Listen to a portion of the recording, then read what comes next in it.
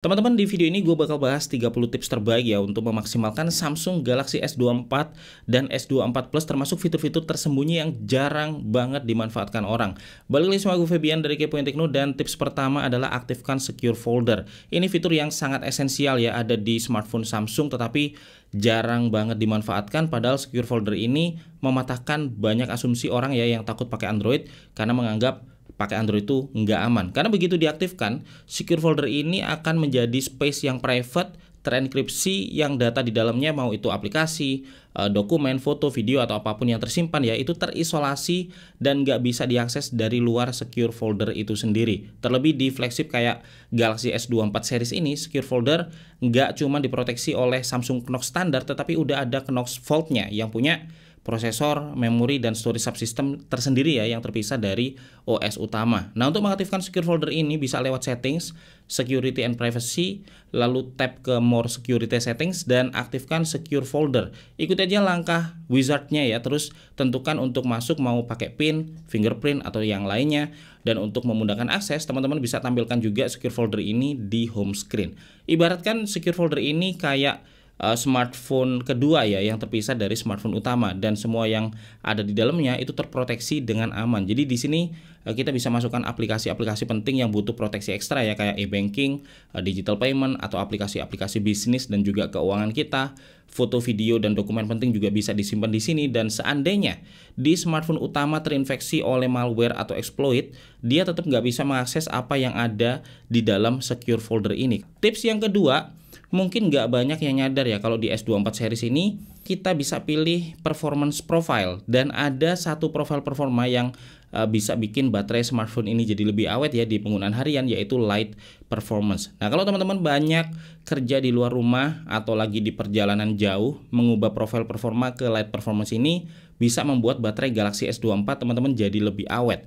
Light Performance ini bisa diaktifkan ya secara manual lewat Settings, Device Care, Performance Profile, dan pilih opsi Light. Tetapi selain diaktifkan secara manual ya, teman-teman juga bisa atur aja atau bikin rutin ya, kalau keluar rumah langsung ubah profil otomatis ke Light Performance ini misalnya. Dan sebagai flagship yang speksnya sangat kencang, pakai Light Performance pun performanya tetap lancar. Sebagai perbandingan ya, di performa standar hasil tes AnTuTu benchmark S24 itu dapat skor di 1,5 jutaan, sedangkan di Light Performance itu dia dapat skor di 1 jutaan, yang meskipun lebih rendah ya secara benchmark skor, tetapi di penggunaan harian itu tetap berjalan mulus dan terasa lancar teman-teman.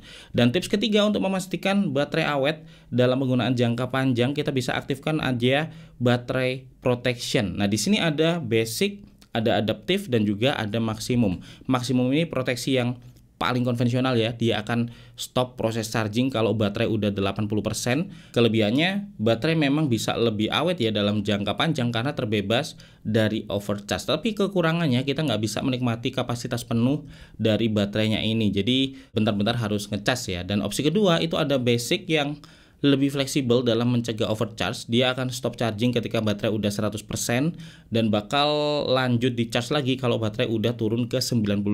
Jadi seandainya di charge sambil ditinggal misal ditinggal tidur, itu masih cukup aman teman-teman dari overcharge. Lalu ada juga adaptif yang lebih fleksibel lagi. Saat kita tidur ya, dia otomatis pakai proteksi basic, di mana baterai itu nggak akan di charge melebihi 80%, tetapi begitu kita mau bangun, charging dilanjutkan ke 100% lewat proteksi maksimum. Nah, ini mirip seperti yang ada di proteksi baterainya iPhone ya, dan juga akan mempelajari habit kita tidur dan habit kita bangun supaya fitur ini bisa bekerja dengan maksimal. Dan gua sih memutuskan pakai yang basic, dimana cukup aman ya dari overcharge, tetapi juga nggak menghalangi kita untuk ngedapetin kapasitas baterai maksimal dari smartphone ini. Dan tips keempat teman-teman, setiap smartphone Android itu dilengkapi dengan proteksi dari Google ya, lewat Google Play Protect. Tetapi di smartphone Samsung kayak Samsung Galaxy S24 series diberikan juga ya satu app protection extra, dan ini proteksi dari McAfee, hasil kerja sama Samsung ya dengan McAfee, yang bisa kita aktifkan dengan gratis, dan untuk melindungi smartphone kita dari aplikasi-aplikasi yang mungkin berbahaya ya dan juga terinjek malware. Nah, teman-teman bisa aktifkan lewat Settings, Security and Privacy, App Security, dan aktifkan App Protection. Selain bisa melakukan cek ya saat install aplikasi, kita juga bisa scan aplikasi yang terinstall untuk memastikan smartphone kita bebas dari malware. Nah, kalau pengen lebih aman lagi, teman-teman bisa aktifkan juga fitur auto blocker yang akan memblokir aplikasi ya dari sumber-sumber yang nggak jelas, termasuk memblokir aplikasi atau malware yang disebar melalui aplikasi chat dan juga messenger. Jadi kayak APK yang disebar lewat WA ya, dengan nama undangan lah atau apapun itu, yang kemarin sempat rame ya, itu bakal diblokir otomatis oleh fitur auto blocker ini. Caranya tinggal buka aja settings, terus masuk ke security and privacy ya, dan pilih auto blocker, lalu aktifkan aja. Dan tips ke-6, kalau lagi browsing artikel yang sangat panjang ya dan mungkin sulit dipahami, teman-teman bisa tap aja icon Galaxy AI yang ada di bawah browser Samsung Internet ya, terus pilih summary. Galaxy AI akan merangkum dan memberikan poin-poin intinya yang jauh lebih mudah ya untuk dipahami. Dan kalau nemu artikel dalam bahasa yang belum kita pahami, maka kita juga bisa translate, dan ini sangat handy ya, meskipun sayangnya bahasa Indonesia masih belum disupport di sini. Dan tips ke-7, kalau menemukan apapun yang kita nggak tahu atau bikin kita penasaran ya dan pengen explore lebih jauh, tinggal tap tahan aja navbar lalu lingkari kalau itu gambar, dan detail penjelasan atau informasinya bakal langsung ditampilkan. Atau cukup coret aja ya kalau itu teks, dan informasinya juga bakal langsung ditunjukkan secara instan. Tips ke-8, kalau punya teman atau rekan kerja beda negara ya, kita bisa telepon beda bahasa secara real time dengan fitur AI Live Translate. By default, fitur ini masih off ya, bisa diaktifkan lewat settings, Advanced Features, Advanced Intelligence, terus masuk ke phone dan aktifkan Live Translate. Terus di sini kita bisa atur ya bahasa kita apa, bahasa lawan bicara apa, bisa atur juga bahasa yang berbeda ya untuk masing-masing nomor kontak dari teman atau lawan bicara kita, karena belum support bahasa Indonesia. Di sini gue pakai bahasa Inggris, dan begitu kita mau telepon nih, tinggal tap aja menu Live Translate, kita bisa langsung telepon beda bahasa secara real time. Tips ke-9, kalau lagi telepon ya di tempat yang rame atau yang berisik ya kayak di jalan atau di tempat lain, kita bisa swipe aja ke bawah lalu tap mic mode dan pilih voice focus. Nah, di sini noise di sekitar itu akan diminimalisir ya, yang bikin suara kita bisa lebih jernih dan bersih dari noise ya, bersih dari berisik-berisik, dan lawan bicara kita bisa lebih mudah mendengar suara kita. Tips yang ke-10, kalau punya teman beda negara, nggak cuman bisa telepon secara real time aja ya, tetapi kita juga bisa chatting secara real time teman-teman, menggunakan fitur chat assist. Nah, di Samsung Keyboard itu tinggal pilih aja ya dari bahasa Inggris ke bahasa lawan bicara kita, lalu tap icon Galaxy AI ya, dan tap chat translation, lalu pilih sebaliknya, yaitu dari bahasa lawan bicara kita ke bahasa Inggris. Nah, dengan begini kalau kita ngetik chat ya dalam bahasa Inggris,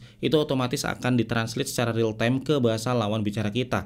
Dan begitu juga saat dia membalas ya dalam bahasanya dia, di layar akan ditampilkan langsung artinya juga dalam bahasa Inggris. Jadi kita bisa secara real time saling ngobrol, dan lagi-lagi memang ini belum support bahasa Indonesia teman-teman, katanya kuartal kedua di tahun ini baru akan muncul support bahasa Indonesianya.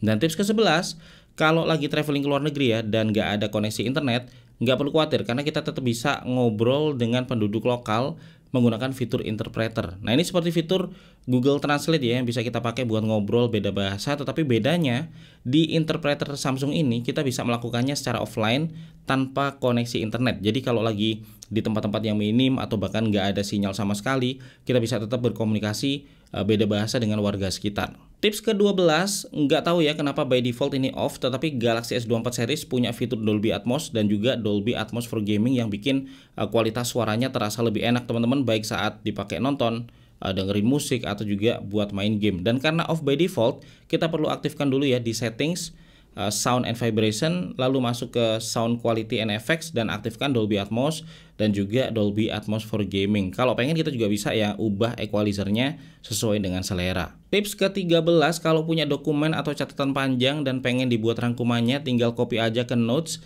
klik icon Galaxy AI dan pilih summary ya untuk dapetin rangkumannya secara instan. Kalau lagi bikin dokumen tugas atau dokumen kerjaan ya dalam bahasa Inggris dan pengen cek spelling, tinggal taruh aja di Notes dan cek spelling lewat Galaxy AI. Begitu juga kalau punya catatan yang cukup berantakan ya dan pengen diformat dengan lebih rapi, itu juga bisa pakai auto format di Galaxy Notes ini. Dan tips ke-14 buat teman-teman yang kerjaannya banyak pakai kamera ya untuk ambil foto atau juga video, manfaatkan fitur Pro Mode ya di Galaxy S24. Dan Pro Mode ini bukan cuma di kamera aja, tetapi ada juga di video ya. Dan kita bisa keluarkan aja menunya biar lebih mudah aksesnya dengan swipe aja ke More. Lalu di kanan itu ada tanda plus ya. Tap dan geser aja Pro Kamera dan Pro Video ya ke menu bar di bawah. Jadi bisa dengan mudah kita akses. Dan Pro Video ini merupakan salah satu fitur yang paling gua suka ya di S24 ini, karena benar-benar bisa bikin kita ambil video ya dengan pengaturan manual layaknya di kamera profesional. Oke, tips ke-15, foto yang kita ambil sekarang bisa kita edit ya dengan sangat canggih menggunakan generative edit. Tinggal buka aja foto yang mau diedit, tap icon edit yang kayak pensil ini, tap icon Galaxy AI, dan di sini kita bisa melakukan banyak jenis editing ya. Ada juga manipulasi foto, kayak bisa ngilangin objek-objek yang mengganggu, dan karena pakai generative AI, lubang yang kosong ini diisi dan hasilnya bisa dibilang sangat bagus teman-teman ya dibandingkan dengan solusi-solusi yang udah ada sebelumnya. Selain ngilangin, kita juga bisa mindahin objek, resize objek, atau nambahin objek ya dari satu foto ke foto lain. Itu juga bisa. Dan yang menarik, kalau foto kita miring misalnya ya, ini kita bisa lurusin aja dan generative AI bakal mengisi lubang-lubang yang kosong. Lanjut ke tips yang ke-16, kita juga bisa memperbaiki foto yang kita ambil ya dengan swipe aja foto ke atas. Nanti bakal muncul menu-menu edit suggestion ya yang bisa kita pakai untuk memperbaiki foto. Kayak tool untuk ngilangin bayangan, untuk ngilangin pantulan, memperbaiki fokus, dan yang lainnya. Dan tips yang ke-17, sekarang kita nggak harus rekam video slow-mo ya untuk dapetin video slow motion. Jadi video standar yang kita rekam pun meskipun direkam di FPS rendah itu bisa kita bikin slow-mo di Galaxy S24 series. Untuk sekedar preview aja kita bisa tap tahan aja ya videonya dan preview slow-mo-nya bakal ditampilkan. Tetapi kita juga bisa edit videonya dengan tap icon edit ya yang mirip pensil di bawah. Lalu kita bisa atur bagian mana yang mau di slow-mo dan seberapa lambat slow-mo-nya. Bisa setengah kali, lebih lambat ya, bisa 1/4 kali atau bahkan sampai 1/8 kali lebih lambat. Dan hasil slow-mo-nya ini halus banget teman-teman, nggak patah-patah ya, karena memang frame-frame transisinya saat diperlambat itu diisi oleh AI. Lanjut ke tips yang ke-18, kita bisa rekam meeting ya atau juga materi kuliah misalnya di voice recorder, lalu bisa transkrip rekamannya, bisa dapetin rangkumannya, bahkan bisa ditranslate juga. Caranya tinggal pilih aja file rekaman yang pengen ditranskrip ya, lalu tap transcribe. Begitu udah jadi transkrip, tinggal buka aja tab summary ya, dan rangkuman bakal ditampilkan di sana. Kalau pengen ditranslate juga bisa, cuman sayangnya memang dia belum support bahasa Indonesia ya, jadi baru support di kuartal kedua tahun ini. Dan tips yang ke-19, kita bisa custom edge panel ya. Jadi nggak cuman buat shortcut aplikasi yang sering kita akses saja, tetapi untuk panel-panel fungsi yang lain. Jadi tinggal swipe aja edge panel lalu tap icon settings. Nah, di sini kita bisa masukin ya lebih dari satu panel. Ada panel kontak, ada panel tools, reminder, dan yang lainnya. Dan kita bisa install juga edge panel lain ya kayak quick notes, kalender, dan yang lainnya. Jadi fungsi edge panel ini sebenarnya luas teman-teman, dan bisa dimanfaatkan untuk banyak sekali hal ya, nggak sekedar app launcher aja. Dan tips yang ke-20, kita bisa optimasi gestur. Pertama tentu dengan mengubah navigasi tombol ya menjadi navigasi gestur lewat settings, display, navigation bar, dan ubah ke swipe gestur. Lalu kedua, kita bisa permudah juga ya multitasking dengan gestur. Jadi kalau defaultnya untuk multitasking dengan split screen dan juga pop-up window itu cukup repot ya prosesnya, tetapi kalau kita ke settings, advanced features, multi window, terus kita aktifkan swipe for split screen dan juga swipe for pop-up view, maka multitasking jadi jauh lebih mudah. Kita bisa split screen dengan swipe 2 jari ya, langsung otomatis aktif split screen-nya. Dan untuk floating window kita tinggal swipe aja dari ujung kanan layar ya ke ukuran window yang kita pengen. Jadi enak banget dan gampang ya dipakai buat multitasking menggunakan gestur ini. Terus buat pengguna S24 Plus atau S24 Ultra ya yang ukurannya besar, itu bisa mengaktifkan one handed mode di settings, advanced features, dan aktifkan aja one handed mode. Dan kalau udah kita bisa swipe down aja ya untuk munculin versi kecil dari layar ini yang memudahkan kita untuk mengakses semua area smartphone ya saat pakai HP dengan satu tangan aja. Dan selain gestur, kita bisa juga optimasi ya beberapa setting kamera. Berdasarkan pengalaman gue ya waktu ngonten pakai Galaxy S24, itu ada beberapa optimasi yang bisa kita lakukan. Pertama, buka kamera, lalu tap settings, dan di sini kita bisa aktifkan fitur tracking autofocus. Karena by default seringkali kamera S24 ini kehilangan fokus ya untuk rekam objek-objek yang kita gerakkan. Dengan tracking fokus ini, fokus bisa terus terjaga ya ke arah dari objek yang kita pengen. Terus aktifkan juga grid lines untuk ngebantu positioning objek ya, dan mengatur komposisi foto ataupun video. Lalu dari Galaxy Store teman-teman bisa install Goodlock yang di dalamnya ada kamera assistant, dan setelah diinstal di sini kita bisa matiin auto lens switching ya, biar lensa nggak ganti-ganti sendiri tanpa kita inginkan. Misalnya kita lagi ambil video telefoto, biar kamera nggak ganti sendiri ke ultrawide ya saat kehilangan fokus. Tips ke-22, by default ya tombol power kalau ditekan tahan ini akan buka Bixby. Tetapi kalau teman-teman nggak pernah pakai Bixby ya, bisa dimatiin aja dan diganti fungsi lain ya, kayak shutdown misalnya. Caranya tinggal buka settings, advanced features, set button, dan ubah press and hold ya dari Bixby ke power off menu. Sekarang kalau kita tekan tahan ya, nah ini jadi muncul menu buat shutdown, bukan lagi munculin Bixby. Lanjut ke tips yang ke-23, manfaatkan fitur modes dan juga routine yang sebenarnya memang sangat powerful tetapi jarang banget dimanfaatkan. Nah, dengan modes and routine ini kita bisa mengotomasi ya hampir semua hal di smartphone ini sesuai dengan rutinitas kita. Kita tinggal buka aja modes dan routine, selalu di tab modes misalnya. Dari yang paling simpel kita bisa atur mode driving secara otomatis. Jadi kalau kita lagi driving atau smartphone lagi terhubung ke Bluetooth audio ya di mobil atau lagi connect ke Android Auto, maka otomatis aktifkan Do Not Disturb. Jadi pas kita berkendara kita bisa fokus nyetir. Bisa juga otomasi yang lebih kompleks ya, kayak yang gua rutin pakai. Kalau gua cabut ya dari rumah itu otomatis matikan AC, ubah performance profile ke light ya biar lebih hemat baterai, dan aktifkan Do Not Disturb selama di mobil. Tetapi sebaliknya, begitu nyampe rumah otomatis nyalakan AC, ubah ke performance profile standar, dan matikan Do Not Disturb. Rutin-rutin ini bisa teman-teman buat ya dengan menyesuaikan aktivitas dan rutinitas teman-teman sendiri. Tips selanjutnya ini mungkin banyak yang nggak sadar ya, kalau widget di lock screen ini bisa kita custom. Tinggal tap tahan aja lock screen, terus login ya, dan tap masing-masing widget untuk mengubah style dan juga isinya. Misalnya jam ini bisa kita ganti fontsnya, bisa download fonts juga ya dari Galaxy Store. Kalau nggak pengen pakai jam bisa diganti juga dengan kalender atau events. Terus di bawahnya kita bisa tambahkan reminders ya, dan begitu juga dengan shortcut apps di bawah itu bisa diganti dengan apps yang paling sering kita akses. Dan untuk widget memang kita bisa tambahkan banyak sekali widget ya ke home screen Samsung Galaxy S24, tetapi biar lebih rapi dan hemat tempat, buat aja widget stack atau kumpulan widget dalam satu tempat. Caranya tinggal tap tahan aja home screen ya, lalu tap widget dan masukkan widget yang kita pengen. Terus kalau udah tinggal tap tahan widgetnya aja dan add stack, dan masukkan widget-widget lain ya yang kita mau untuk di-combine. Jadi kalau udah tinggal swipe-swipe aja dari satu widget ke widget lain ya. Ini jelas lebih hemat tempat dan lebih praktis juga. Tips ke-25, kita bisa optimasi lock screen ya biar lebih cantik. Pertama kita bisa atur AOD di lock screen untuk selalu aktif. Caranya buka settings, lock screen and AOD ya. Lalu di bagian always on display atur aja when to show ke always. Maka saat AOD aktif, foto di lock screen ini akan tetap aktif. Kita juga bisa otomatis ngilangin background ya saat AOD aktif dengan cara aktifkan erase background. Dengan begini, kalau AOD aktif, backgroundnya hilang ya jadi hitam, tetapi objeknya tetap bisa tampil. Ada juga lock screen baru yang keren banget ya, yang bisa menyesuaikan dengan cuaca. Kita bisa aktifkan lewat settings, advanced features, labs, dan aktifkan foto ambient wallpaper. Lalu di setting wallpaper aktifkan foto ambience. Pilih fotonya dan nantinya kalau cuaca lagi hujan misalnya itu bakal muncul efek animasi hujannya. Yang uniknya juga kadang terlihat mantul-mantul ya di objeknya, jadi terlihat sangat real teman-teman. Kita juga bisa bikin wallpaper custom pakai generative AI ya. Tinggal tap aja opsi generatif ini, lalu pilih salah satu yang kita pengen custom. Ubah beberapa parameter ya sesuai keinginan dan tap generate, maka akan langsung dibuatkan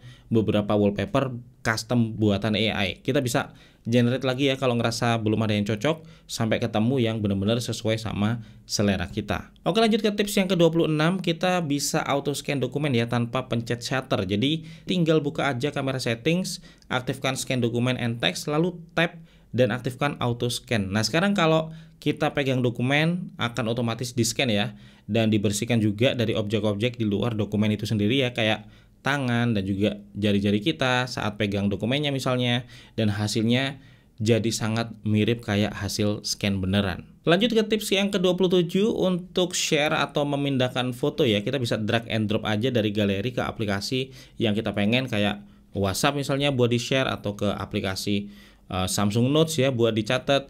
Dan kalau lagi browsing pakai Samsung Internet terus nemu foto yang ingin di-share, kita juga bisa tinggal drag and drop aja ya ke aplikasi yang kita pengen. Jadi sangat praktis, nggak usah di-download dulu atau di-save dulu, bisa langsung aja di drag and drop secara instan. Tips ke-28, kita bisa edit foto portrait ya yang sudah diambil dengan sangat mudah. Jadi tinggal buka aja foto portrait yang pengen kita edit, swipe up, dan di sini ada menu background effect ya. Tap aja dan kita bisa ganti efek bokehnya. Ada banyak banget ya pilihan di sini. Kita juga bisa ubah fokusnya ke arah mana, jadi saat ambil foto portrait dan fokusnya salah, kita bisa perbaikin dari sini. Dan tips ke-29, kalau ada yang mau connect ke wifi kita, itu nggak perlu langsung dikasih password utama kita teman-teman. Kita bisa kasih aja one time password ya, jadi teman kita bisa connect internet tanpa harus tahu password utama kita. Caranya buka aja mobile hotspot ya dan aktifkan one time password. Jadi setiap kali ada yang minta password untuk connect, kasih aja password itu. Passwordnya bisa kita reset ya kalau mau. Bisa juga kita kasih kode QR-nya juga, jadi nggak perlu masukin secara manual. Dan tips yang terakhir yang ke-30, ada aplikasi yang keren banget teman-teman buatan Samsung ya di Galaxy Store yang bisa kita install buat edit foto dan juga video menggunakan AI, yaitu Enhance X. Jadi ini aplikasi yang sangat canggih, tetapi nggak tahu kenapa nggak disertakan langsung ya secara default di smartphone Samsung. Jadi kita tinggal install aja dari Galaxy Store, dan di sini kita bisa bikin video standar jadi video slow-mo, bisa juga memperbaiki foto ya dengan menghilangkan refleksi, bayangan, blur, noise, dan yang lainnya. Jadi canggih banget. Dan itu teman-teman 30 tips Samsung Galaxy S24 dan S24 Plus yang bisa gue share hari ini. Semoga aja bermanfaat. Kalau suka silahkan bantu di like ya video ini, atau subscribe biar nggak ketinggalan info menarik seputar teknologi seperti ini di kemudian hari. Gue Febian dari Kepoin Tekno pamit dulu, sampai ketemu lagi di video teknologi lainnya besok.